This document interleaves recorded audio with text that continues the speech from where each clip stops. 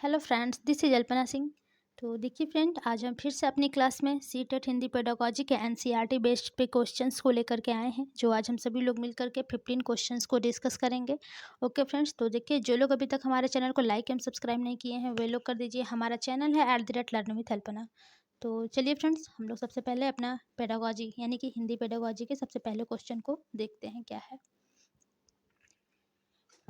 तो देखिए फ्रेंड्स, हमारा सबसे पहला क्वेश्चन है कि वे पुस्तकें जिनमें शब्द न लिखे हों या बहुत कम शब्द हों, जो बच्चों के दृश्यात्मक चिंतन और अवलोकन कौशल में वृद्धि करती है, उन्हें क्या कहा जाएगा।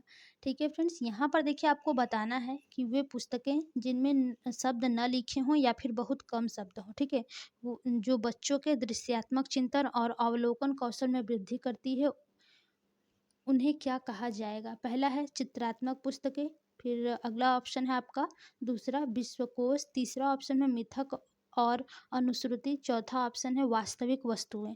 तो देखिए फ्रेंड्स, इसका जो यानी कि जो सबसे करेक्ट ऑप्शन है, ठीक है, कि जो बच्चों के दृश्यात्मक चिंतन और अवलोकन कौशल में वृद्धि करती है, उन्हें क्या कहा जाएगा, तो उन्हें चित्रात्मक पुस्तकें कहा जाएगा। ठीक है, बच्चे देखिए चित्र देखकर बहुत जल्दी अवलोकन उनमें हो जाता है, यानी कि अवलोकन करने का जो कौशल होता है देख करके चिंतन करने लगते हैं। ठीक है, बहुत जल्दी बच्चे जो मूर्त चीज़ों यानी कि चित्र देख करके बहुत आसानी से उन्हें पढ़ लेते हैं या फिर समझ लेते हैं। ठीक है, तो यहाँ पर पहला ऑप्शन आपका हो जाएगा चित्रात्मक पुस्तकें।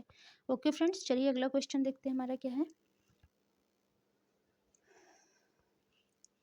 देखिए हमारा अगला क्वेश्चन है फ्रेंड्स कि तंत्रिका संबंधी विकार से हुई संज्ञानात्मक क्षति जिसमें शिक्षार्थी अक्षरों और शब्दों को पढ़ पाने और व्याख्या कर पाने में असमर्थ रहते हैं तथा एक समान आकृति एवं ध्वनि से भ्रमित हो जाते हैं, इसे क्या कहा जाएगा। ठीक है, यहाँ पर आपको बताना है फ्रेंड्स कि तंत्रिका संबंधी विकार जो होती है, ठीक है, तंत्रिका संबंधी विकार से हुई संज्ञानात्मक क्षति जिसमें कि जो शिक्षार्थी हैं वो अक्षरों और शब्दों को पढ़ पाने और व्याख्या कर पाने में असमर्थ रहते हैं। ठीक है, फिर इसके बाद बोला है कि तथा एक समान आकृति एवं ध्वनि से भ्रमित हो जाती हैं, इसे क्या कहा जाएगा। पहला ऑप्शन है अधिगम विकलांगता, दूसरा ऑप्शन है अधिगम प्राथमिकता, तीसरा है अधिगम अधिगम शैली और चौथा है आपका अधिगम भिन्नता। तो देखिए फ्रेंड्स, यहाँ पर जो करेक्ट ऑप्शन हो जाएगा वो आपका अधिगम विकलांगता होगा। ठीक है फ्रेंड्स, क्योंकि देखिए तंत्रिका संबंधी विकार से हुई संज्ञानात्मक जो आपके क्षति है, ठीक है, जिसमें बच्चा जो है वो अक्षरों और शब्दों को पढ़ पाने और व्याख्या कर पाने में असमर्थ है, तो यानी कि वो अधिगम विकलांगता से यानी कि अधिगम विकलांगता उसे कहा जाएगा। ठीक है, तो यहाँ पर आपका पहला ऑप्शन ही करेक्ट होगा फ्रेंड्स। चलिए अगला क्वेश्चन देखते हैं हमारा क्या है। हमारा अगला क्वेश्चन है फ्रेंड्स कि गुणवत्ता परक शिक्षण, ठीक है, सॉरी, गुणवत्ता परक शिक्षण अधिगम सामग्री क्या कर सकती है। यहाँ पर आपको बताना है फ्रेंड्स कि जो आपके गुणवत्ता परक शिक्षण है उसमें अधिगम सामग्री क्या कर सकती है। पहला ऑप्शन है अध्यापक को भाषा सीखने में मदद करती है। ठीक है, अध्यापक को भाषा किस प्रकार से सीखने में मदद करेगी फ्रेंड्स, गुणवत्ता परक शिक्षण। ठीक है, दूसरा ऑप्शन ये आपका गलत होगा। दूसरा है शिक्षार्थियों को भाषा अर्जित करने में मदद करती है, ये भी आपका गलत होगा। तीसरा शिक्षण अधिगम प्रक्रिया को सुगम बनाती है, चौथा है मनोरंजन का स्रोत है। तो ये आपका देखिए फ्रेंड्स थर्ड ऑप्शन ही सही होगा कि जो आपके गुणवत्ता परक शिक्षण है यह अधिगम सामग्री में शिक्षण अधिगम प्रक्रिया को सुगम बनाती है। ठीक है, यहाँ पर देखिए आपका थर्ड ऑप्शन राइट हो जाएगा। और अगला क्वेश्चन देखिए है कि वे शिक्षण सामग्री जो कुछ निश्चित कौशलों जैसे पठन, श्रवण और उच्चारण आदि के लिए है, उन्हें क्या कहा जाएगा। ठीक है, यहाँ पर आपको बताना है कि फ्रेंड्स कि वे शिक्षण सामग्री जो कुछ निश्चित कौशलों जैसे पठन, श्रवण और उच्चारण आदि के लिए है, उन्हें क्या कहा जाएगा, यानी कि पढ़ने, सुनने और उच्चारण करने के लिए। तो यहाँ पर ऑप्शन है देखिए कौशल आधारित शिक्षण सामग्री पहला ऑप्शन है, दूसरा है श्रवण भाषिक शिक्षण सामग्री, तीसरा है ज्ञान विषयक शिक्षण सामग्री और चौथा है कक्षाई शिक्षण सामग्री।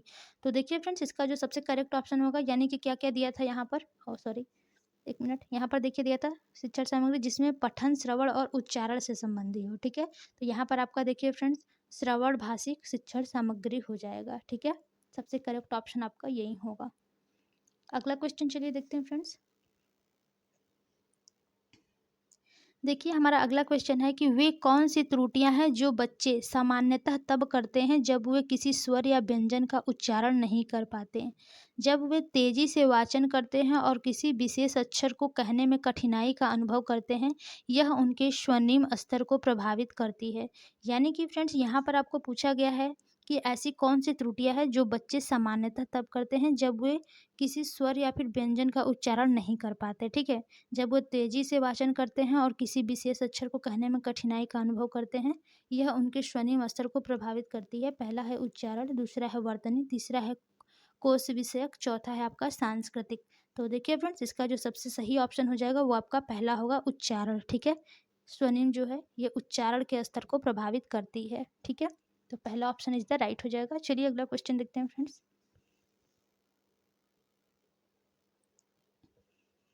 देखिए फ्रेंड्स, हमारा यहाँ पर अगला क्वेश्चन है कि एक अध्यापिका कक्षा में शिक्षण सामग्री के रूप में सिक्के, नक्शे, टिकट आदि का प्रयोग करती है। इस प्रकार की शिक्षण अधिगम सामग्री को क्या कहा जाएगा? ठीक है, क्या पूछा गया है कि जो एक अध्यापिका है वो कक्षा में शिक्षण सामग्री के रूप में सिक्के, नक्शे और टिकट ये सब सामान का प्रयोग करती है। ठीक है, इन सभी सामानों का, तो इस प्रकार की जो शिक्षण अधिगम है उसको क्या कहा जाएगा? पहला है ऑप्शन घर की वस्तुएं, दूसरा है वास्तविक वस्तुएं यानी कि रियलिया या फिर रियलिटी इसको बोल सकते हैं। ठीक है, तीसरा है आपका शिक्षण सामग्री, चौथा है कक्ष सामग्री। तो देखिए फ्रेंड्स, इसको आप लोग क्या कह सकते हैं? वास्तविक वस्तुएं आप लोग इसे बोल सकते हैं। ठीक है, क्योंकि देखिए सिक्के, नक्शे, टिकट ये सब आपकी रियलियाँ हैं, वास्तविक चीज़ें हैं। ठीक है, जो सच में है उसको वो प्रयोग कर रही है, तो यहाँ पर वो वास्तविक वस्तुएं कहलाएंगी। ठीक है, इसका ऑप्शन देखिए सेकंड सही हो जाएगा। चलिए अगला क्वेश्चन देखते हैं फ्रेंड्स, हमारा क्या है।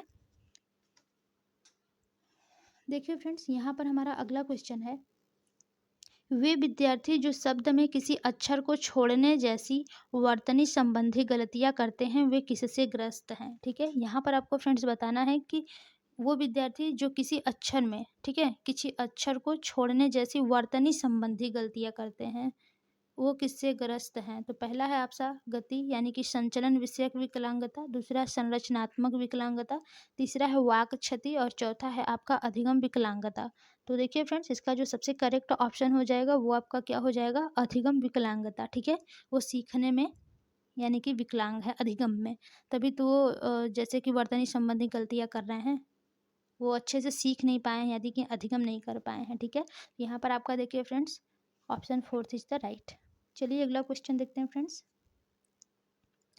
देखिए फ्रेंड्स, हमारा अगला क्वेश्चन है, एक अध्यापक ने महसूस किया कि एक विद्यार्थी बोलते और लिखते समय लगातार कुछ गलतियां करता है, जैसे कि वाक्य है चूंकि तुम संघर्ष कर रहे हो। ठीक है, चूंकि तुम संघर्ष कर रहे हो, इस वाक्य को वह किस प्रकार बोलता है?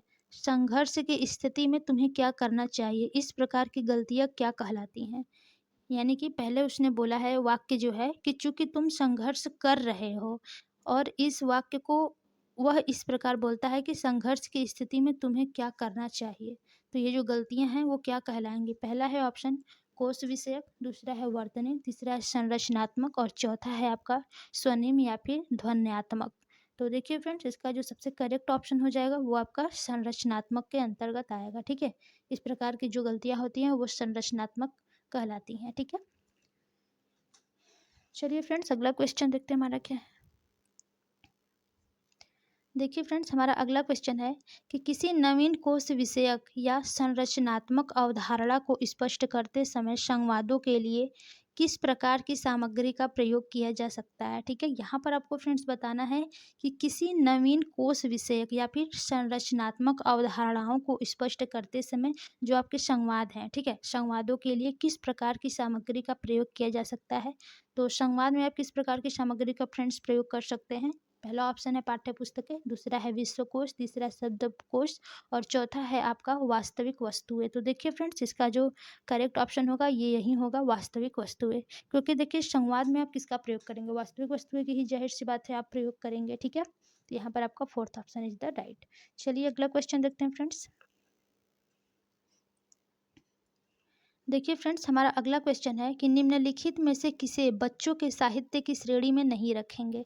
यहाँ पर फ्रेंड्स आप लोग ध्यान दीजिएगा, नॉट वाले क्वेश्चन पूछे गए हैं कि निम्नलिखित में से किसे बच्चों के साहित्य की श्रेणी में नहीं रखेंगे। पहला है चित्रात्मक पुस्तकें, दूसरा है विश्वकोश, तीसरा है मिथक और अनुश्रुति, चौथा है इतिहास के नायकों की कहानियाँ। तो देखिए फ्रेंड्स, आपको नहीं रखना चाहिए तो वो आपको विश्वकोश हो जाएगा, ठीक है। इसमें जो मिथक और अनुश्रुति है ये भी आपका बिल्कुल सही है, इतिहास के नायक की कहानी ये भी आप रख सकते हैं, चित्रात्मक पुस्तकें तो सबसे ही बेस्ट होती हैं, ठीक है। यहाँ पर आप विश्वकोश को नहीं रख सकते हैं, ठीक है। तो यहाँ पर सबसे करेक्ट ऑप्शन जो है वो आपका सेकेंड हो जाएगा। चलिए फ्रेंड्स, अगला क्वेश्चन देखते हैं हमारा क्या है। देखिए, हमारा अगला क्वेश्चन है कि भाषा संबंधी गतिविधियों के चयन के मानदंड क्या हो सकते हैं, ठीक है। भाषा संबंधी गतिविधियों के चयन के जो मानदंड है वो क्या हो सकते हैं। पहला है अभ्यास के लिए पर्याप्त कार्यपत्रक यानी कि वर्कशीट। दूसरा है प्रतिदिन शब्द भंडार और वाक्य। तीसरा है सीखने योग्य विस्तार और शिक्षण योग्य। और चौथा है आपका भाषा के नियमों पर केंद्रित। तो देखिए फ्रेंड्स, यहाँ पर आपको क्या बताना है कि भाषा संबंधी गतिविधियों के चयन के जो मानदंड हैं वो आपके क्या हो सकते हैं। तो आपका यही थर्ड ऑप्शन होगा, सीखने योग्य, विस्तार और शिक्षण योग्य, ठीक है। यही आपका सबसे करेक्ट ऑप्शन होगा। भाषा संबंधी जो गतिविधियों के चयन के मानदंड हैं वो आपके यही होंगे, ठीक है। ऑप्शन थर्ड आपका राइट हो जाएगा। चलिए अगला क्वेश्चन देखते हैं फ्रेंड्स। देखिए फ्रेंड्स, हमारा अगला क्वेश्चन है कि किसी बच्चे के आत्म केंद्रित वाचन से क्या तात्पर्य है, ठीक है। किसी बच्चे के आत्म केंद्रित वाचन से क्या तात्पर्य है। तो पहला ऑप्शन है फ्रेंड्स यहाँ पर, बच्चे यह मान लेते हैं कि दूसरे लोग बिल्कुल वैसा ही सुनते हैं और महसूस करते हैं जैसा कि वे करते हैं। ये बिल्कुल सही है फ्रेंड, बच्चे यह आत्म केंद्रित वाचन में आपके बोलते हैं, ठीक है। दूसरा है कि दूसरे लोग उतना ध्यान नहीं देते जितना कि बच्चे देते हैं इतना, ये तो बिल्कुल गलत है फ्रेंड्स, ऐसा बिल्कुल नहीं है, ठीक है। तीसरा है आपका, यह बच्चे यह मान लेते हैं कि बच्चे की अपेक्षा दूसरे लोग अनिच्छुक हैं, ये भी आपका सही नहीं होगा फ्रेंड्स। और चौथा है आपका कि दूसरे लोग बच्चे की अपेक्षा अधिक ध्यान देते हैं, ऐसा भी बिल्कुल नहीं है। यहाँ पर देखिए फ्रेंड, जो सबसे करेक्ट ऑप्शन होगा आपका फर्स्ट होगा कि जो बच्चे हैं ये मान लेते हैं कि जो दूसरे लोग हैं बिल्कुल वैसा ही सुनते और महसूस करते हैं जैसा कि वे करते हैं, ठीक है। बच्चे ये अपना मान लेते हैं। चलिए अगला देखिए, यहाँ पर आपका फर्स्ट ऑप्शन सही हो जाएगा। अगला क्वेश्चन देखते हैं हमारा क्या है। हमारा अगला क्वेश्चन है फ्रेंड कि चॉम्स्की ने प्रतिपादित किया कि मनुष्य के पास खाली स्थान है, ठीक है, रिक्त स्थान यहाँ पर है, जिसके रहते बच्चे भाषा अर्जित करते और प्रयोग कर पाते हैं, ठीक है। चॉम्स्की ने क्या प्रतिपादित किया था कि जो मनुष्य के पास है वो क्या है जिसके रहते बच्चे भाषा अर्जित करते हैं और प्रयोग करते हैं। तो हमने आपको पहले ही बताया था फ्रेंड कि जो भाषा अर्जन उपकरण होता है, ठीक है, एलएडी, वो बच्चों में जन्मजात होती है। ये कौन कहा है, नॉम चॉम्स्की ने। तो देखिए फ्रेंड्स, आपका सबसे पहला ही ऑप्शन में दिया है भाषा अर्जन उपकरण, तो यही आपका सबसे करेक्ट हो जाएगा, ठीक है। बाकी सब पढ़ने की आपको ज़रूरत नहीं है। चलिए अगला क्वेश्चन देखते हैं हमारा क्या है फ्रेंड्स। अगला क्वेश्चन है कि उपचारात्मक शिक्षण किसे कहेंगे, ठीक है।